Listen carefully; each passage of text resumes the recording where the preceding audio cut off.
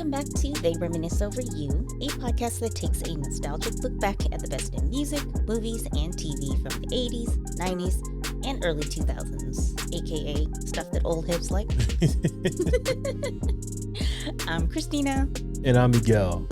This week we are discussing a rapper by the name of Tupac Shakur. Maybe you've heard of him. Not Tupac. Not Tupac, but Tupac Shakur. We're only going to talk about the music in this episode. We're not talking about his movies. We're not talking about his drama and none of the conspiracy theories surrounding his life. Just the albums that he was involved with prior to his death. So none of the posthumous stuff. We're only talking from Tupacalypse Now to the Machiavelli album. Not the let's dig up these old recordings and keep releasing albums. Yes. So we're not going to talk about him living in Cuba? We are not. Darn. So are you ready to just get into it? Let's do it. So the first thing I want to ask you is, how would you describe Tupac Shakur? Well, every time I see him, the first thing I always say is he's so damn charismatic. I think that's probably what everyone says, or at least that's one of the first things that people say about him. I was watching the interview on Drink Champs with Money B from Digital Underground, and he described him as just saying his personality really stood out, but he said he consumed the room. And I'm like, you know what? That makes sense. I can see that, because if that's how it feels just watching him on screen, can you imagine like in person what it would be like in person? And so I think that charismatic energy is just so strong. And there's also like this sincerity at the same time. And, you know, I used to think it was like, oh, he has pretty eyes with these long eyelashes. But there's also this actual like sincerity in his eyes too. Right. And the passionate tone he takes with pretty much everything. Do you want to add something before I keep going on? I would say that, like you said, he is very charismatic, but he is also very chaotic. Yes. And also very reserved at the same time. So playing into his Gemini nature, depending on what time of day it is, that's what Tupac you were going to get. You might get wild and amped up Tupac, or you might get calm and apologetic Tupac. So yeah, that's the way I would describe him. That was my the fourth word I had on my list to describe him was dichotomy. Yes. I think it might be, well, I know you don't really believe in astrology, but him being a Gemini explains a lot. But also, maybe it's like this contrast of being like really smart and really sensitive, but also being really young. Yeah. And then being in the environment that he's in. It's kind of hard to not be all of that at the same. Like, how do you balance that, right? Like one day you're going to be more of something than the other. Yeah, especially with his chaotic upbringing too. Right. That adds to how he acts. For sure. And then like reaching this superstardom status in such a short amount of time at such a young age. Yeah. When were you first aware of Tupac? Was it the music or the acting? So even though I listened to Digital Underground, I think Juice was my actual like introduction to him, like actually knowing it was him. Because I remember when I watched the movie, it wasn't like, oh, there's that guy from Digital Underground. It wasn't until after the movie I saw an interview with Omar Epps on, I think it was Arsenio, and he was talking about Juice, but he's also talking about working on music and like releasing an album, and it sounded like it was going to happen soon, so I was excited about that. And then I see the video for Tupac Trapped, and I'm like, hey, that's Bishop. Like, I thought Omar was supposed to be the rapper. Right. So I think I didn't make that connection, even though I did listen to some Digital Underground. I don't think I made that connection until like after. Right. Well, at that point, he had only been on one song anyway. Yeah. So you wouldn't have noticed him in Digital Underground other than just the verse on same song. Right. Well, I guess now it's like it's so like it stands out so much because he's in the video. His voice is very recognizable. But yeah, I remember him from Juice first, and then seeing Trapped after. Like, I thought Omar was supposed to be the rapper, not Bishop. And it's weird because most people either use acting to get into music or music to get into acting. But his career took off in both at the same time. Because Juice came out 6 weeks after Tupacalypse Now came out. Right. So they were running side by side with each other, which is, like I said, pretty rare. You usually go from one to the other, but he had both going at the same time. And he was good at both. Yes. Because like we mentioned before with Ice-T, you know, some of his earlier acting is not as good as some of his later acting, whereas Tupac was consistent from the beginning. Since you mentioned Digital Underground, let's take it back there. Okay. I was under the impression that Digital Underground had already come out and had a couple singles before they brought Tupac in. But I was reading an interview with Shock G the other day, and he was actually around before their first album came out. I thought that he came along later, but he was there already. And they were working on the first album, and their manager brought him in to audition, him and Ray Love. And Shock was like, yeah, I like this dude. We need to pull him in. That did lead to him finally getting his shot on Same Song when he had the African garb on. Right. I guess they put him in that outfit because his name was Tupac and it sounded ethnic or whatever. I guess. So he did Same Song. That comes out. Juice comes out a couple weeks later. Or actually, Tupacalypse Now comes out a couple weeks later. And then Juice. But Tupacalypse Now didn't sound anything like Same Song. Not at all. So when I heard, I think Trapped or If My Homies Call, one of them, I was like, this don't sound anything like the fun Digital Underground music that I'm used to. And because of his upbringing, the son of Black Panther, his content was heavy on social issues, similar to Public Enemy, but more closer to Ice Cube, where it was conscious but street. What are your thoughts on the Tupacalypse Now album? Well, as I said, the first song I heard from him was Trapped. And the first line just always grabbed me when he's like, you know, they got me trapped in this prison of seclusion. I was like, oh, this guy knows how to put words together. So I was definitely intrigued. And plus, you know, coming off of Bishop fame too, I was like, all right, I need to know more. Overall, it's not really an album that I listen to very often. And really, there's only a couple songs. Yeah. But it was enough to be like, this is worth keeping an eye on this person. Yeah, for me, it was right into what I was already listening to. Like I said, it's got some elements of Public Enemy. It's got some elements of Ice Cube. It's the album that you expect the son of a Black Panther who was raised in the crack era to make. It's militant. It's aggressive. It's the complete opposite of Digital Underground, Same Song. And that was my introduction to the music of Tupac. I was like, all right, now we got another angry Black man. Let's go. Yeah, it's not a bad album, but it's an album that you like want to listen to. It's not an album you just play for fun. And that's why I'm like, you know, it's not the first one I'm going to reach to when I just feel like listening to something. You know? But I did really liked Trapped because I liked, like I was saying, like he had a way of stringing words together and like his flow and like his rhyme patterns, and it was very captivating. That's a good word for it. My favorite song on the album is If My Homie Calls, because it's one of the few like fun songs. So I like that one. I also like Violent too. Okay. And I don't know why, but I've always loved that bass line in Violent. Just do do do do do do do. I love that. Brenda's Got a Baby's a little too conscious. I wouldn't say it's too conscious, but it's sad. Yeah, you don't want to hear about a 12-year-old throwing a baby in a garbage can. I can't get jiggy with this bullshit. we were dancing to Crystal Waters' She's Homeless, but she hit that under a funky house beat. Exactly. This one is all mellow and sad. Brenda. Dave Hollister. And we didn't know it was Dave Hollister at the time. But yeah. It was a little too for me to enjoy. Yeah. That's not a song you enjoy. Exactly. That's a song where you're like, I want to talk about the ills of the world. Yeah. It's like, this is a cool story. That's cool. All right, so the next album is Strictly for My Niggas. Mm-hmm. That was his second album. You got to say that album. Yeah, you can't say it, but I can. Say that album. He made another appearance on the Digital Underground Sons of the P album on the D-Flow Shuttle, but that was more Digital Underground. He was still a little militant in it, mm-hmm.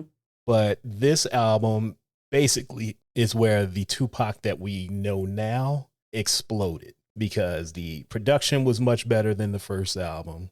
His celebrity had grown. People knew who he was because of Juice, not because of the music, because that wasn't selling very well, right. But he had a little fame on it. So what were your thoughts on this album versus Tupacalypse Now? I liked this one better, but it probably could have cut a few songs. It was like 16 tracks. I think they could have made it a little bit shorter, but it definitely had more standout songs than the first album. Like the first album feels very much like I want to rap about issues rather than right. like I'm making songs, right? Yeah. Whereas this one is more like I'm making songs, even though those themes are still there, but we do get a little more variety. Yes. The funny thing is, in Pac's theme, he addresses was Dan Coyle, Vice VP at the time, about, saying his first album, these types of records shouldn't be made.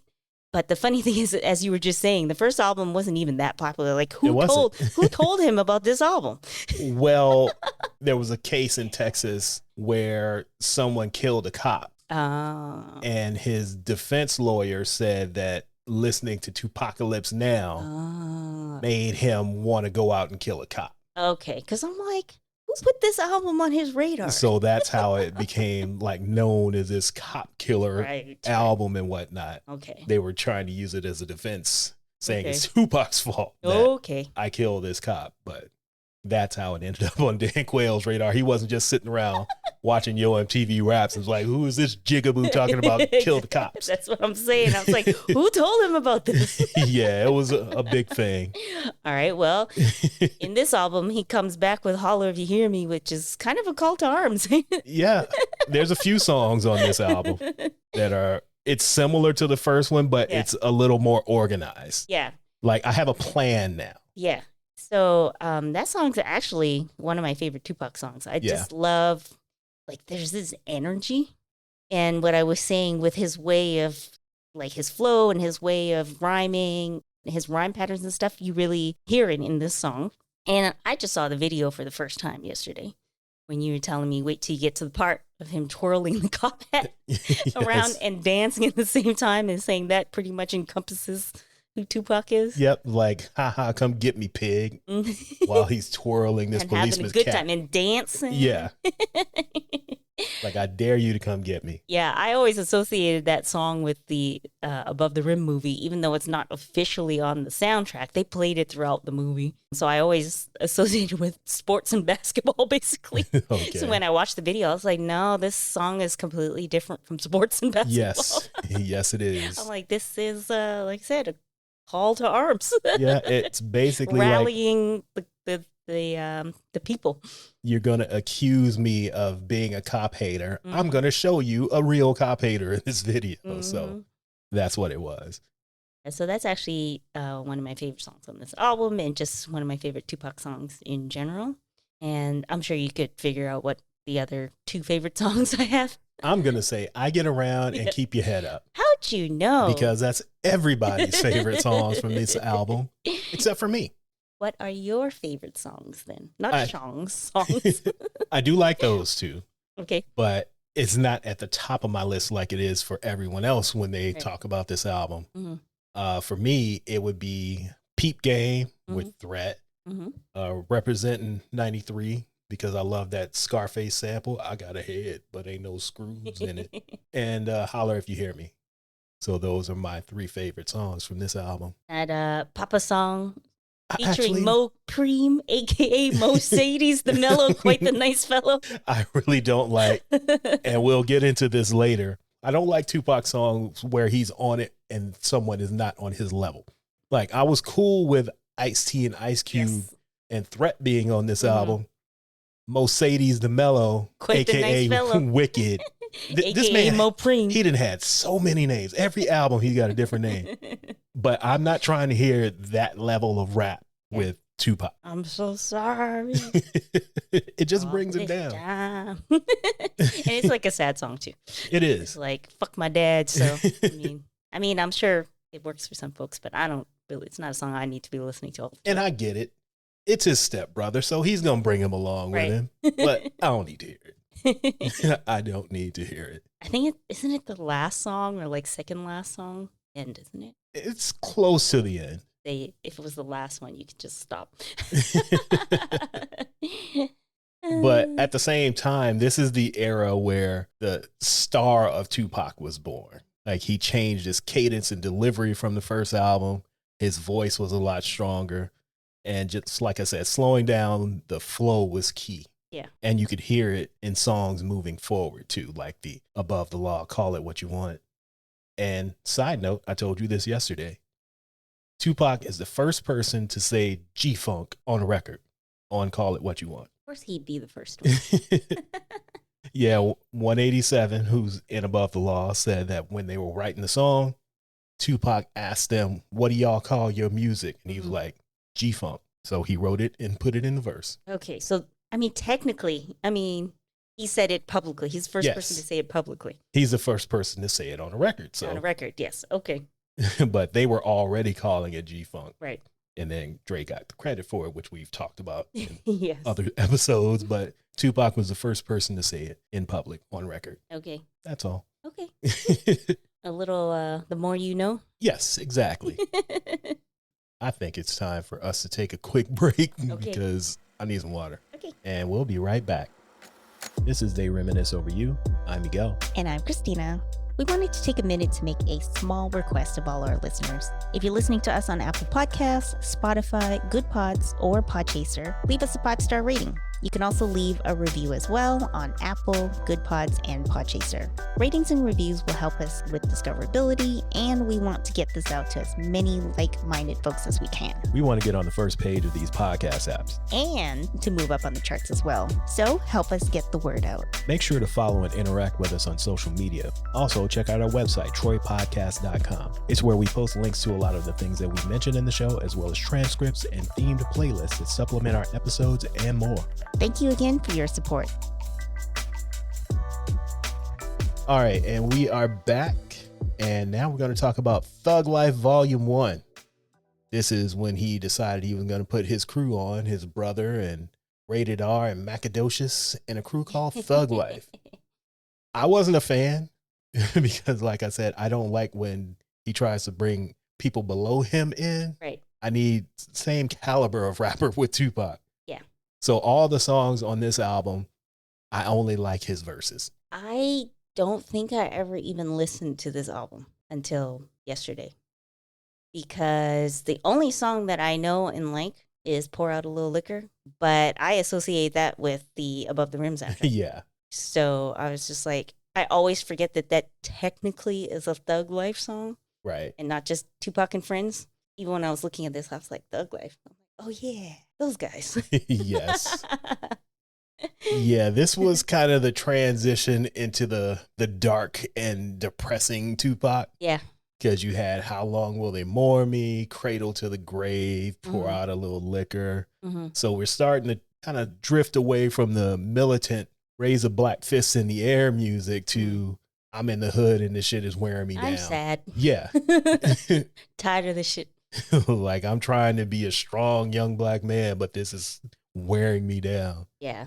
So that's what this album to me is starting to trend in that direction. So yeah. I'm not even going to ask you what your favorite songs are since you only knew Pour Out a Little Liquor. I think I may have heard How Long Will They Mourn Me because it sounds familiar, but I'm sure you've heard that one. How long will they mourn me? But I needed a reminder. Yeah. So for me, I do like Straight Ballin'. I like Cradle to the Grave, Pour Out a Little Liquor. Basically, like I said, if you could take those dudes off of the records, it would be a lot better. And I have a goal of doing this one day. Just taking Thug Life off of songs, taking Dramacidal / The Outlaws off of songs. That's what I'm going to do. Well, my notes said I basically zoned out until Tupac shows up. Pretty much. Well, this isn't on the Thug Life album, but just before I wanted to mention one more pain from the Above the Rim soundtrack, since Pour Out a Little Liquor to me is part of the Above the Rim soundtrack Right. too. That's another one where, sorry, I don't like this stretch, dude. He just comes into the middle and just kind of breaks the flow. He sounds like when Dave Chappelle did that skit about Tupac rapping from the grave. Yeah. Like he kind of sounds like Tupac, but like kind of scarier. Yeah, him and Big Syke both sound like that Chappelle skit. The scary version of Pac. Yes. And so when he comes on, I'm always like thrown off because I'm like, why does he sound like Tupac but not? And I just don't like him. The irony of you saying that is he produced, I don't know if he did this song, but he produced Holler If You Hear Me and a lot of stuff on Strictly For My Niggas. Well, he could stay and a lot of stuff on on the production side. Me Against the World as well. I don't need to hear him rap though. Yeah. Just stick behind the boards and that would have been Yes. fine. I'm good with that. Yes. So let's move on to Me Against the World, which was, and we mentioned we're not going to talk about the controversies, but this was recorded. Talk a little bit about it while he was facing some jail time. Right. So many people think this is his best album. The tone of the album was more introspective than the first two, and it's even darker than the Thug Life stuff. So what are your thoughts on the Me Against the World album? Well, I thought it was interesting that Dear Mama was the first single, but I guess that was done on purpose if it's, meant to be more personal and introspective, like an ode to mamas. Yeah. Right? Rather, like there's there's still some dark stuff in the song, but it's not about being a young black man dealing with the ills of that. So yeah, that was interesting that became the first single, and I think it was like one of his, or if not his most popular single. Up to that point, yes. Yeah. It was I Get Around and then this. Yeah. I think this album sounded more fully formed too. Yeah. And definitely you can hear that it's more personal in the sense that like these are things that are happening to him, not just like this general experience of being a young black man dealing with the ills of the world. It's like, no, this is me. This is my life. This is my mom. Even, like I said, with Dear Mama, like people with moms might. We all have one. Yes, we all have one, might like the song, but this song is about his mom. Yeah. It's very personal. Yeah, Dear Mama being the first single and hearing all of his previous stuff before this, it's like, okay, this is different. Yeah. Like he's mellow. It's a much slower cadence. It basically sounded like he's just having a conversation, almost like he's whispering it to us. And then the next single was So Many Tears, and it's the same thing. So I'm like, oh, this the shit he on? He's going to be emo this album and sad and depressed. He got to flick away his bangs. Yeah. So this is where the paranoia had started to creep in. This isn't the I need to get everybody on one accord and we need to take down the government. This is somebody who done seen some shit. Me against the world. Yeah.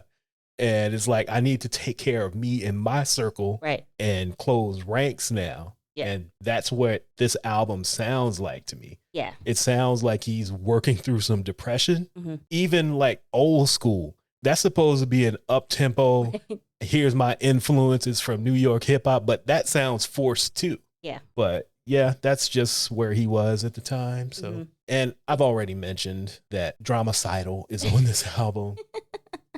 We were calling them Dramacidal then. They're the Outlaws now. Whatever you call them. I've never liked them. I don't know why. It's not like they're terrible rappers. I just don't like them. That's fine. You don't have to have a reason. How many times have I just said something like, I don't like this person's face? Exactly. I don't got nothing against their faces, but I don't want to hear them. Or sometimes, well, if we're talking about music, some people, doesn't matter how talented they are. If I don't like the sound of your voice, I can't listen. Yeah. Yes. So what are your favorite songs on this album? I do love So Many Tears, even though it's very melancholy. But it is very introspective at the same time. So even though it's a sad song, it's not like a sad song that you can't listen to and enjoy. And I think that with this sort of mellowed down cadence, people always talk about him being a poet. too. Like he wrote poetry, not just rap lyrics. And I think with this slower flow, the slower cadence, it feels like poetry. And you can really see that aspect of him. So I like that. I like Me Against the World. I would say those two are my favorites. I just like Temptations because it's fun to be, hey, hey, Eric Thurman. Well, they didn't leave that part in. Yes. We know where it comes from. So that makes it fun. And I do like a little lighthearted moment in Can You Get Away, even though he's trying to lure this girl away from her abusive relationship. Basically, like, what's wrong with your eye? But the part where at the beginning where they're having a conversation, he's trying to like get her to come hang out with him. And she's like, I can't. And he's like, please. Yes. It just sounds like this cute little begging, like, please come hang out with me. So it's like a nice little lighthearted moment that we don't see too much of. Yeah, he did that on Me Against the World too. Okay. What song was it? I don't even remember. But one of the songs, he said, please. Yeah, this is on Me Against the World. Can Not you Me Against the World, but All Eyes on Me. Oh, okay. Yeah, he did it on All Eyes on Me as well. Okay. Yeah, so I like that. What about you? For me, it's the same. Temptations, Dear Mama, and I think So Many Tears is the best song that he ever did, and it's not even close in my opinion. It's definitely up there. Yeah. Shock G made the beat of his life, and Tupac put the lyrics of his life on it, and it's the best song he ever did, in my opinion. Yeah, it's weird how it could be dark, but such an easy listen. Yeah. At the same time. It's like, I guess that's why I say melancholy instead of like depressing, because there's like a bit of a comfort in listening to it as well, where you're just like, sometimes you just need to sit in it. Right. Instead of being like, when you feel bad about something and someone's like, just go for a walk, you'll feel better, or something like that. And it's like, no, sometimes I just got to sit in it. Yeah. So, yeah, it's weirdly comforting.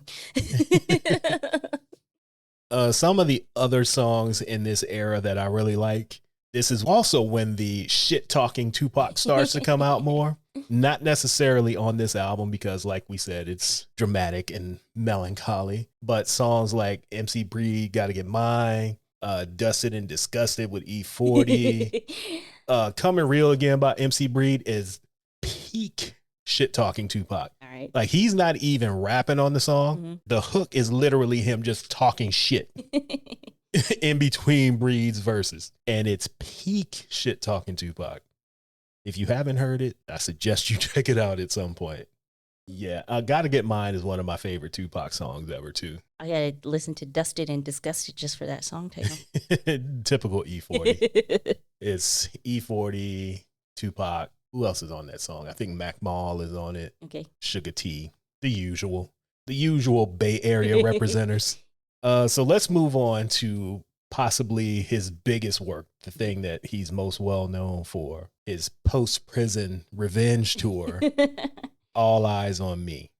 The anger shifted Enemies. from him. Yes. The anger shifted from being mad at the system to being mad at individual people. And Death Row let him live out all his revenge fantasies, which was a good and bad thing. Right. So what did you think about All Eyes on Me? Well, production is noticeably different. Yes. Because now he's got all the Death Row folks on here. Yes. Daz, yes. Dr. Dre, DJ Quick, mm-hmm. like the best of the best who were producing West Coast music in 1996 is on this album. Yes, so this is very G-Funk West Coast rap. Yes. And it's funny that I called this more radio-friendly hits, given the subject matter. True. But radio-friendly in the sense that, like, he's making a very popular sound. Like, this was very popular at the time. People were just eating this up. And the fact that, wasn't California Love the first single, too? Yeah. So that's like, you just come out swinging. Right. Because they hit us with California Love and then immediately the California Love remix. And then Two of America's Most Wanted was the second single. So it was just like boom, boom, boom. And very much like, I'm on death row now. Right. So it was noticeably different. I mean, Tupac is always still Tupac, but production-wise, it was noticeably different. Yeah. And as you were saying, him moving away from political themes, I think maybe in a sense might have made it easier for the general public to digest, because now we can just like I said, the subject matter, I don't know if you necessarily call it fun per se in terms of like it was what's the word? There is a specific word that I'm looking Okay. for, and I can't think of it right now, but basically he's talking about partying, bitches, and revenge. Right. That's it. Revenge. Yes. And that's a lot easier for people to digest than the ills of the world. We need to come together and take down the government. Right, right. So it's more of like, yeah, women, gangsters, party. Yes. So in a sense, it is more fun, quote unquote. Yeah, and like I said, it's his revenge tour because, again, we have to bring it up. Of course. At this point, he's not only gone to prison for a crime he says he didn't commit, he also was shot in a robbery. And his friends, who he thought were his friends, had no information for him. So that kind of created this monster that we knew as Tupac at the end of his life. Right. And that is reflected in All Eyes on Me. And is very like somebody's watching me. Yes, it's a bit of a paranoia and very like hatred. Yeah, like me against the world times 100. Yes. And I'm going to be better than y'all because now I'm rich and y'all can't stop me from saying or doing anything, and I'm going to destroy everyone. Yeah. But it sounded so good, though. Like, there's a lot of jams on this one. Like songs we shouldn't be enjoying and dancing to. Right. It still was good. It was. And again, production sound wise, this was a very popular sound at the time too. So you can easily not really pay attention to the lyrics. Yes. As well. You just ain't nothing but a gangster party. Right. That's the important part. Like, we shouldn't really be enjoying How Do You Want It as much as we do. Right. Or All About You. Yes, this is terrible. Some of it is terrible. Yes. It's basically like, if you thought Ain't No Fun was bad, take a listen to All About You. Right. And of course, Nate Dogg got to be there crooning away. He's all over the place on this album. I do love Ambitions as a Writer. That doom, doom, doom, doom. Yes. It's very catchy. I agree. And there is at least one song that sounds like he did pre-Death Row, Life Goes On. It wasn't actually, though. It wasn't what? Pre-Death Row? No, I said it sounds like it. Oh, yes. Yeah. That was a little bit left over, I guess. Yeah, I've never been a fan of double albums, but I guess this gave me a bigger list to choose from. Well, this was the first rap double album. And it did really well, didn't it? It did, which he made it known in a few interviews. Like, I came out and did 5 million. Y'all can't tell me shit. I'm still not a fan of double albums, but sure. That's because most of them are filler mostly. Yeah. Whereas there's not much filler on this album. There's one or two that could have been left off, but for the most part, it's just heat all the way through. Yeah. So speaking of, what are your favorite songs on this album? I'm going to say Ambitions as a Writer. Yeah. And unfortunately, All About You, but I also love It Ain't No Fun. It just, it is what it is. Melodic misogyny. Yep. And Two of America's Most Wanted. Okay. Yeah, California Love is not on my like top. Like, I do like it, but also I lived in San Jose for a year. I just heard this song everywhere, and I don't think I ever really recovered from that. Okay. So I don't not like the song, but it's just not like, it's not in my top 3. Okay. Yeah, for me, like I said, Can't See Me. That's probably my second favorite Tupac song. No More Pain is some of Devontae's best work. What else? Obviously, California Love. Yeah, I like No More Pain too. What else? Let me look at the list here. Yeah, there was a lot to choose from in this. Only God Can Judge Me with him and Rapping Forte. Mm-hmm. So yeah, those are some of my favorites on this album. So that brings us to the final album that we're discussing. Yes, that we're discussing. The final album that he worked on while he was with us. It's the Don Killuminati, The 7-Day Theory, which is... That's a mouthful. It is. And it's only a mouthful because someone at Death Row messed it up. Oh. The album is supposed to be called Killuminati, the 7-Day Theory. Okay. It was supposed to say Machiavelli the Don as Tupac. And then the album was Killuminati, the 7-Day Theory. But somebody fucked up and was like, Machiavelli. And put the Don on the wrong line. Oh. So yeah, I just call this the Machiavelli album. Because everyone does.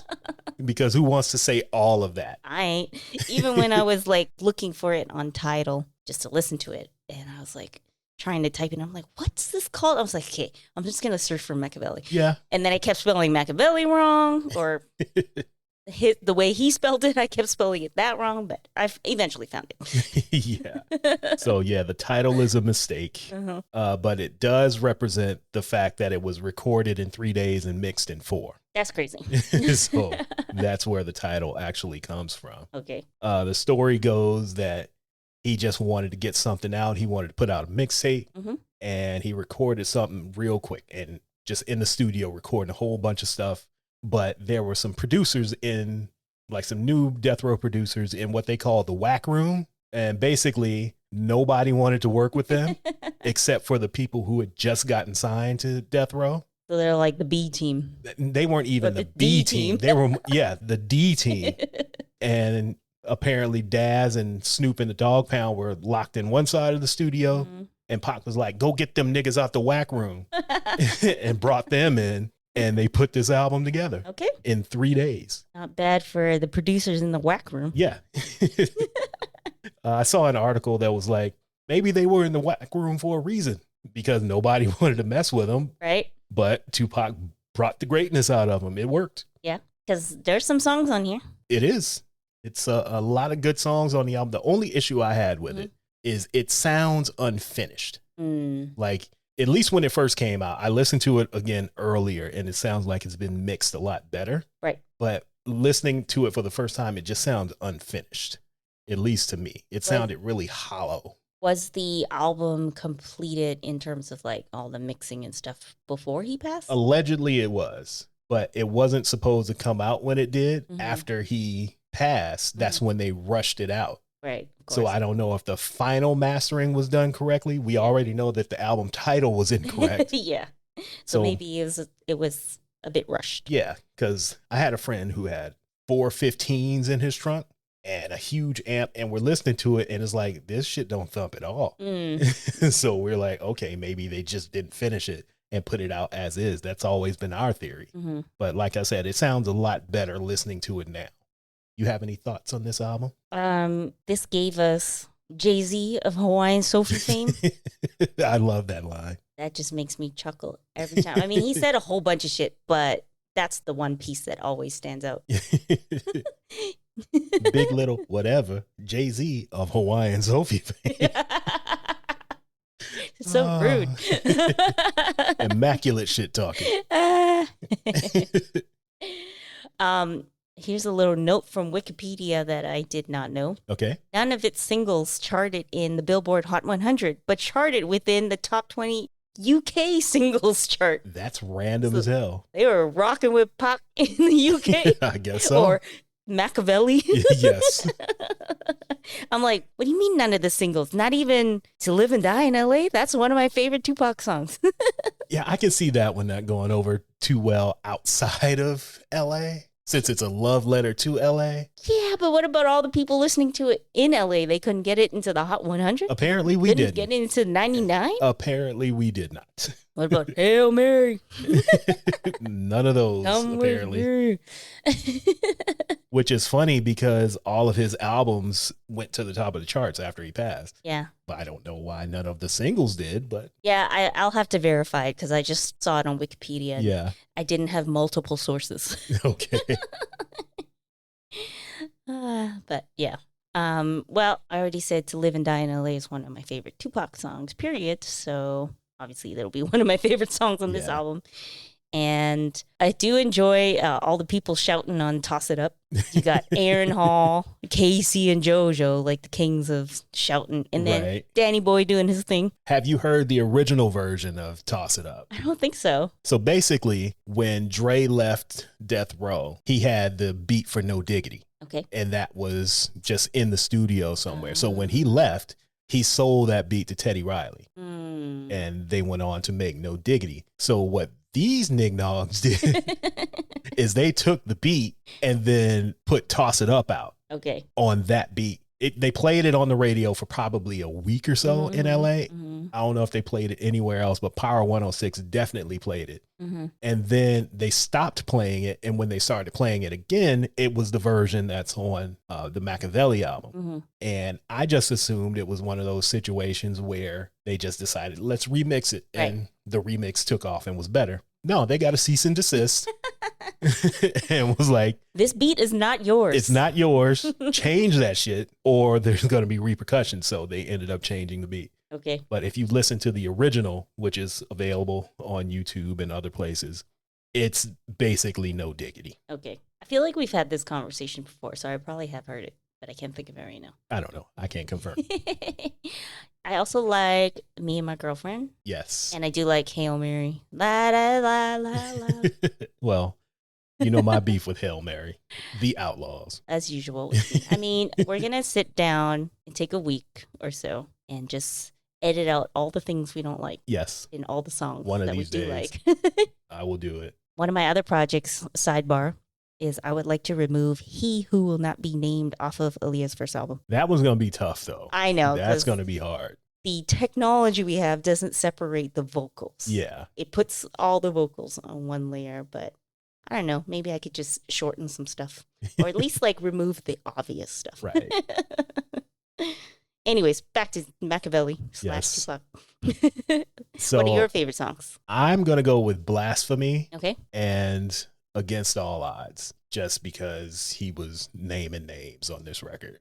Like Haitian Jack. Oh, yeah. Jimmy Henchman. Everybody. Nas could get it. Mobb Deep. Anybody who he had problems with, he called him out on this song. Anybody and everybody. Yes. And ironically, him and Nas had squashed it, but yeah, he didn't get a chance to take it off the album. But they sat down and talked about it, and he told him that it was coming. So it was like, don't take no more shots at me. This is the last one. Right. But yeah, Against All Odds is the one that was just like, hey, if I get killed, it's because of this song. It's the realest shit I ever wrote. But somebody else got to him instead. Did Hit 'Em Up come out before All Eyes on Me or before? No, it was in between All Eyes on Me and Machiavelli. Okay. So then that song is just a continuation. Yeah. Which is why I thought they were just jacking the No Diggity beat. Right. Because that's what they did with Hit 'Em Up. It was the remix to Players Anthem. They snatched that beat too. It was like, we rapping on this now. Yeah. Well, yeah, those are my two favorite songs, Blasphemy and Against All Odds. Oh, I also have to mention the To Live and Die in LA video. Where he's selling oranges and cherries. Selling oranges on the side of the road until some ladies pick him up. And then ends with a fried chicken fight outside of Roscoe's Chicken and Waffles. Yes. It's a whimsical day in LA. It is. He's riding around the entire city. Fat Burger, Roscoe's, Baldwin Hills Mall. He was everywhere. All right. So let's wrap this up here. Okay.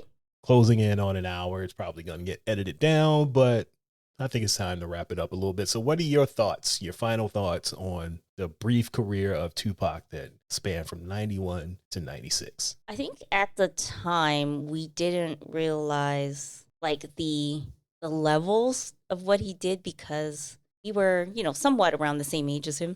Born like 1971. 71. So he's 5 years older than me. Okay.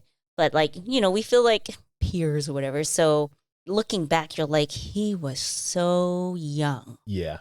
At the time, and like I said, when we're young, we think we're grown too. So we don't realize how crazy this is for someone in their early 20s. Like he was 25 when he passed. Like that's just crazy. Mm-hmm. So just looking back now, it's just like, I can't believe he did all that. But at the same time, since he was constantly talking about, death and like, I don't know if I'm going to see another day, basically, I wonder if there was like, he always felt like I have a short amount of time. Let me just do everything while I'm here. I can see that. And that's what most people feel about him. Mm-hmm. But the way I looked at it, and it kind of goes back to what Shock G said when he was the best roadie they've ever had, is he didn't want to go back to being broke. And he was going to do whatever it is and whatever it took to take care of his mother and his sister and not be broke. So just an urgency. Yeah. Making sure everything's going to be okay. Yeah. So I look at it more of I need to get what I can while I can. And this is the best way to do it because it's only 5 years. Right. He had a full career yes. with several eras, and it was only 5 years. It's just crazy. Yeah. Yeah. And like, you know, there's a lot to say about these parasocial relationships that people have these days, but I feel like he's one of the few celebrities where I feel sadness about his passing and like thinking about what could have been, you know. But he did leave us a lot to at least, we have a lot from him. Yeah. And even though he's been gone for over 30 years, it's still relevant. Getting all teary for some reason, just thinking about it. Like he's still relevant almost 30 years later. Right. Which is crazy to think about. Like people, when we were kids, still had this affinity for Elvis, and he had been dead for like 20, 30 years. But Elvis had a 20-year career leading up to his passing. This happened in 5 years. Yeah. We went from not knowing who he was to him being the biggest hip hop star of the time, basically, in a 5-year span. And that's just crazy. Well, he asked, how long will they mourn me? And it's forever. Yeah, pretty much. I mean, you have people who weren't even there at the time who are mourning him. Yes. So that's pretty crazy. It is. All right. You got anything else you want to add? I think we've said enough. So as you can see, we didn't speak about any of his acting in this episode. Because then it would be 3 hours long. Yes, this would have taken 3 hours to get through if we had talked about his posthumous music releases and the movies. So we're doing a second episode. Yes. So we're going to talk about his movie career, still not talking about the posthumous stuff, because I will tell you the reason that I don't like it is because his family put producers on these albums that didn't work with him. And he's got songs with people he didn't work with. I don't need to hear a Still Ballin' remix with Trick Daddy on it. And then manipulating his vocals to mention Trick Daddy in the song or 50 Cent on a song. Right. I don't need that. Just give them to me as he recorded it. That's it. This Machiavelli album is a posthumous, I can't say that word, album. So yes. We'll stop there. But he did work on it. Yeah. Like I said, if you're going to release the songs, release them as he recorded it, not these remixes with Trick Daddy on. I agree. So this is the Tupac 2 PAC episode. Yes. And then next week will be Tupac Shakur. Yes. The thespian. TUPAC yes. Shakur. So look out for that for the part 2 of the Tupac Shakur extravaganza. Okay. All right. So thank you again for listening to They Reminisce Over You. We try to do this every 2 weeks. So come back and join us. If you haven't heard our previous episodes, go back and listen to those. In my opinion, they're all bangers. No skips. No skips. Also, we have a store so you can go and purchase some merch. We have t-shirts, hats, hoodies, all that good stuff. Nothing But a T-Thang is the store name. Tthang.com is the URL. TEETHANG.com. I'm hoping to add some stuff in the fall. Me too. I have some ideas. Yeah. I haven't brought them to you yet, but I have some ideas too. Yeah, so go keep checking the site and see if the new shit pops up. Yeah. We also have a monthly newsletter called Liner Notes that we put out, like I said, every month. But you can sign up at troypodcast.com/newsletter. It's free. It's funny. It's good. It's got entertaining things in it. And if you don't like it, I'll give your money back. Your free 99 back. Yep. All of it. That's all we got. Cost you nothing. Nothing. That's all we got for this episode. We'll be back with a following Tupac episode, like I said. So we'll be back in a couple weeks. Bye. Bye.